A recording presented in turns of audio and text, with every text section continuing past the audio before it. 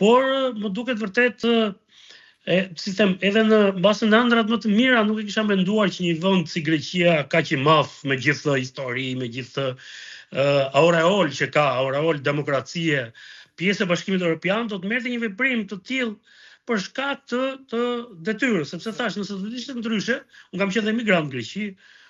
kam shkuar shpesh dhe si qytetar, nëse do ishte një mas tjetër, po edhe ajo mund më krijonte probleme dhe shqetësime, pa nëse do të ishte një çështje penale apo një çështje administrative. Por kur ke të bësh me një vendim politik, sepse më tepër ky është një vendim politik. Nisur për Greqi dhe si u njoftove që nuk lejohet hyrja jote, çfarë ndodhi ditën kur u përballet me oficerin e emigracionit të policisë greke apo oficerin e shërbimit? Unë mendoj që në rasti konkret ata më kanë vendosur një gradë, të cilën unë nuk e kisha. Pra, duke më shpallur non grata, ata në fakt më kanë vendosur një gradë shumë të madhe këto ditë që kam lëvizur, se mos këto hapësira shqiptare në Kosovë apo në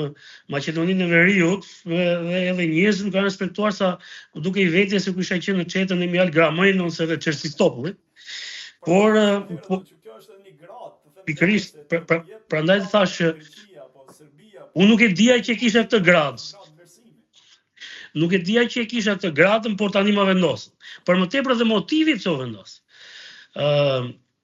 Në të kaluarën, mbas rastit Kacifas, kam pasur një përplasje tjetër me autoritetet greke për një 5 vjet dhe unë nuk kam hyrë nëpërmjet kufirit Gjelbër për të shmangur një rast të tillë, por jam detyruar të hyj nëpërmjet linjave ajrore për duke shkelur më parë një vend të Bashkimit Evropian. Pra nuk shkoja direkt në Greqi, se më kthenin mbrapsht, por shkoja në Itali ose në Spanjë dhe nga aty hyja në Greqi. Dhe duke qenë që në BE kontrollohesh vetëm një herë, pra në vendin e parë ku ti hyn, pra kisha mundësi, të më mësuan kolegët grekës, se nuk e dija, u dusha atyre në fakt për një 2 dokumentara atje dhe më thanë që hajde në këtë mënyrë, pra shko në Madrid ose në Milano dhe hyrë në Greqi. Rastin e parë që provova për të hyrë në rrugë toksore, pra mbas rastin Kacifas, ti besoj mban mend që unë publikova videon ku ai ishte duke qelluar me policinë shqiptare, me automatik Kalashnikov, me uniformë forca speciale greke, pra praktikisht provova që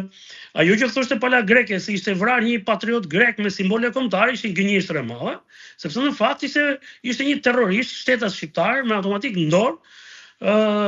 me optik ruse, sipër me automatik rus. Vonë doli që ishte një frigacak sepse vrau veten në fund.